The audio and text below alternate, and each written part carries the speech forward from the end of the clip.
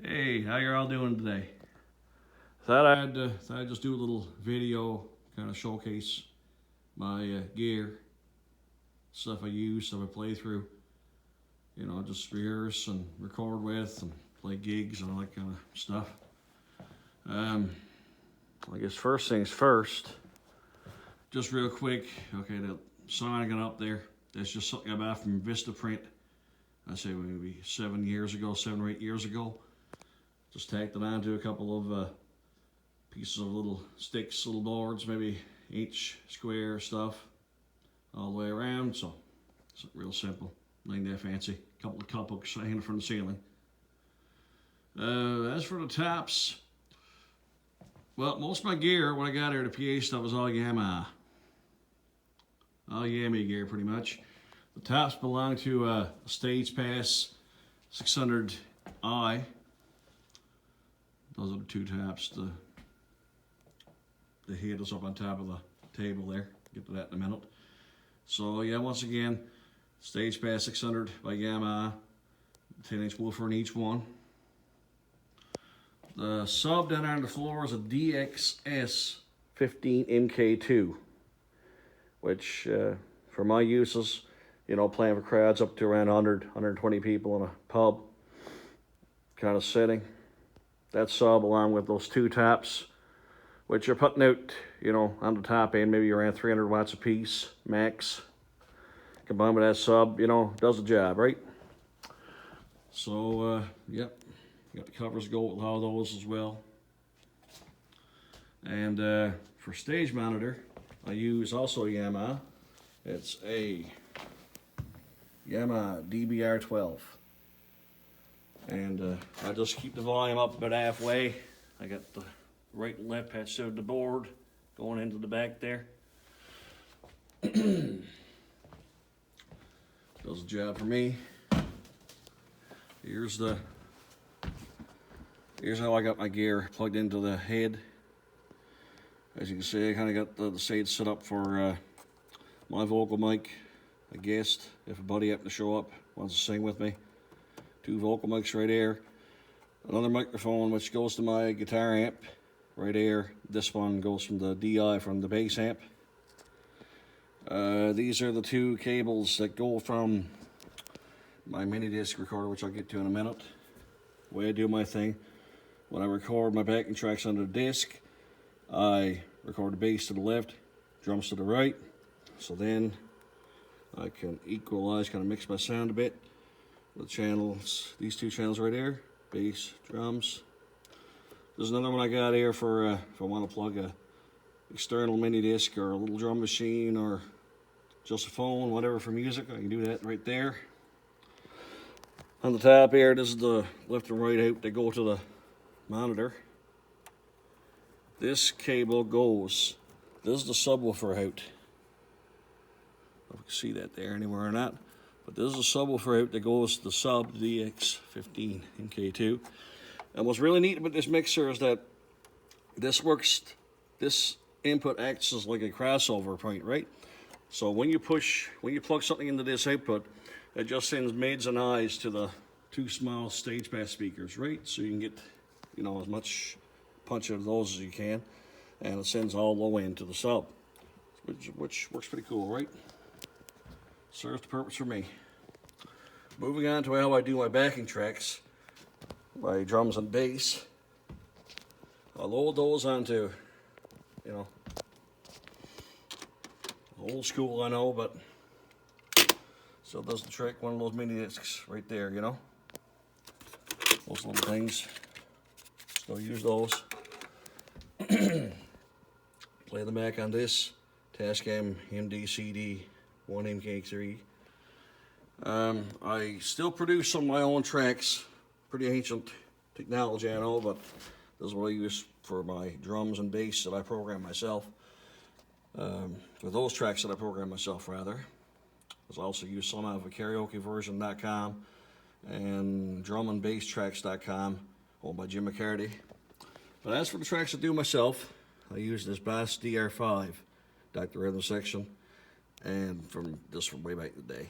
And this is the disk drive that works with it, the Yamaha MDF3 which I would store all my drums and bass tracks onto on the floppy disk. Remember floppy disks? Yeah. One of those right there. Little suckers. So, moving right along. Speaking of drum machines and backing tracks and all that kind of stuff, here's an old classic I got for standby. Just in case you want to, want to do a duo jam kind of thing with a couple guitars or one guitar and bass, whatever. Old standby Elisa's SR16 adapter for it right there. Should be here. There's a back. The old Bass DR5 came in. There's a foot switch I use with the Elisa's SR16 Bass FS6. One for start and stop, one for fills. And I also have this little thing that I picked up a little while ago. It's a Korg KR Mini. That's pretty cool.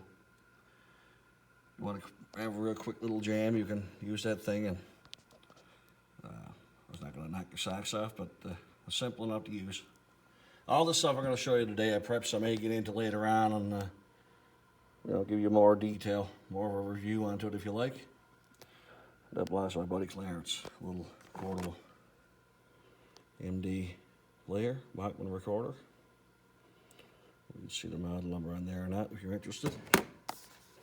I know I am, that kind of stuff when I watch these videos. There's a little preamp I picked up here lately.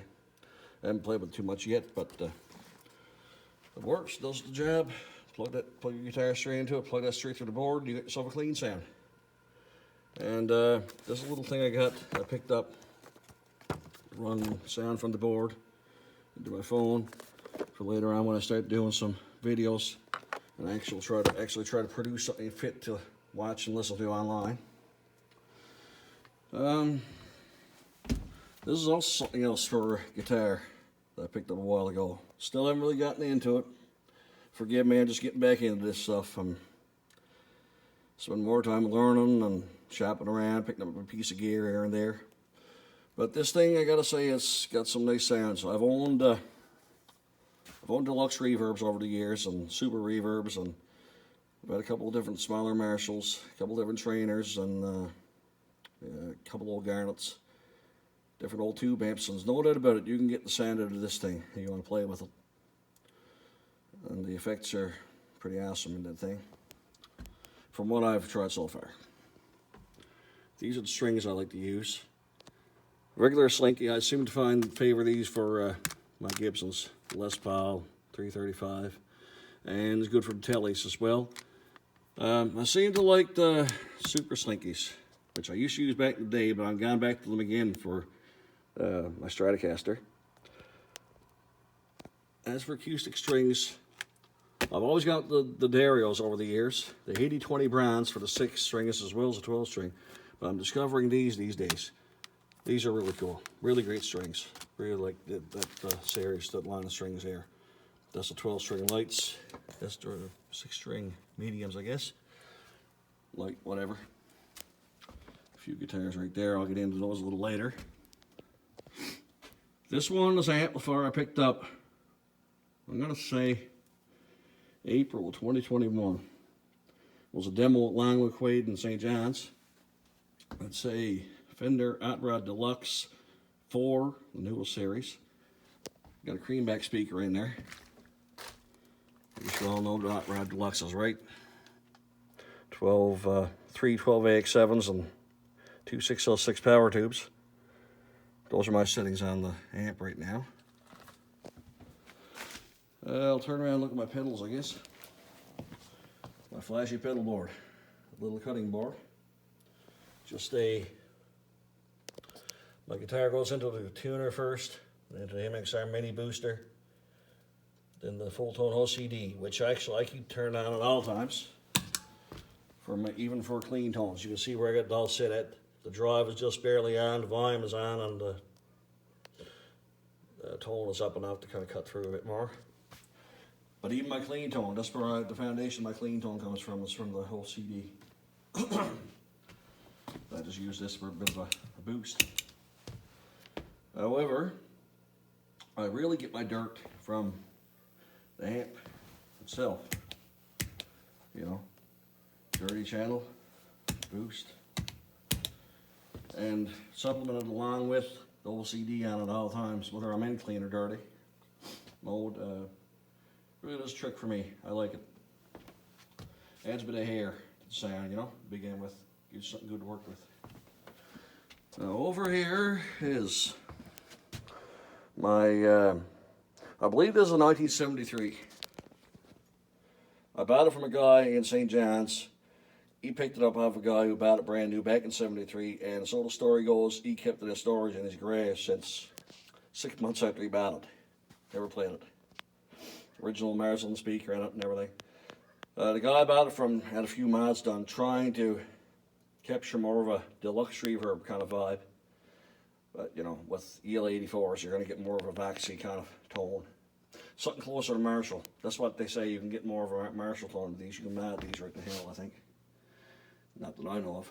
Just go by hearsay, right? And over here's my bass amp. A Yorkville XM200 Bassmaster. 15-inch speaker in there. As for my bass, I got a, and I can't tell you the year, but this is a, let's see if I can get back here a bit more. This is a deluxe P-Bass, all active, Mexican model. I believe it's called Oakham, the wood this thing is made of, the body. Looks pretty cool. Picked it up for like $500 last year. Does the trick. I'm no great shakes as a bass player, so I can't say much. I do regret my letting the bass go that I had before this. I had a Rickenbacker 4003 about in 2017 or 2018. 2017, I believe. I let that one go. Bills had to be paid. I'm not going to give you guys a very long look at my guitar collection so far. I don't have a whole lot, but I'll have a separate video for that a little later. However, this is a Animus 12-string 2088 GT5. And that's my Martin D18. She's a special one. Wanted a Martin for a long time and played everywhere I could come across in music stores and never really found one to my liking, but that one's special. Then over here, got my Strat 2012 American Special Strat. Got a Ventera 60s neck contour now. Also got my old telly, my Esquire-ish, I guess you could call it. Just got a single humbucker. Actually, this one has the same bridge pickup as what the Strat has. That's Craig Vineham out of Botwood did those pickups for me. And yeah, I got a 2016 Les Paul Traditional back there, Honeyburst. 2017 ES335. Right in the back there's a Kramer Beretta Special. Awaiting some tuners and different parts. Gonna do that one up a bit. So, let's see, what else do I have here of interest? Right now, I got an old Heldagus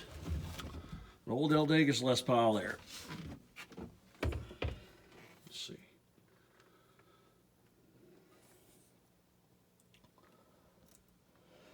Yeah, she got a coil tap onto her. I believe those are DiMarzios. I won't say that's a super distortion or anything like that, but yeah, they're DiMarzio pickups, I believe, or DiMarzio design, one or the other. That's like, what, early 80s, mid 80s. And as for lights, pretty simple, pretty old and pretty burned out right now. But that's a, yeah, Chauvet, or Chauvet, however you pronounce it. Mini 4-bar, 2.0. That's 50, I think it's like 15, 16 years old now. Barely works, but gets the job done for now. So that just about, yeah, just about does it for the tour for now. Not much else I can say about it. Hopefully if time goes on, I'll do a few more videos and I'll get more in depth with my speaker system and amps and guitars and backing tracks and how I do all that kind of stuff. And you guys got any questions about any of this stuff that I got here? just shoot me a message. Don't forget to like and subscribe. That's what everybody else says. So yeah, if you got any questions, I know myself, let's look at other guys' setups, other guys' gear, and want to know how this works and how that works, feel free to shoot me a line. And if you want me to do a little tutorial on something, feel free to ask. Fire away. Take care, guys. Talk again soon. Bye-bye.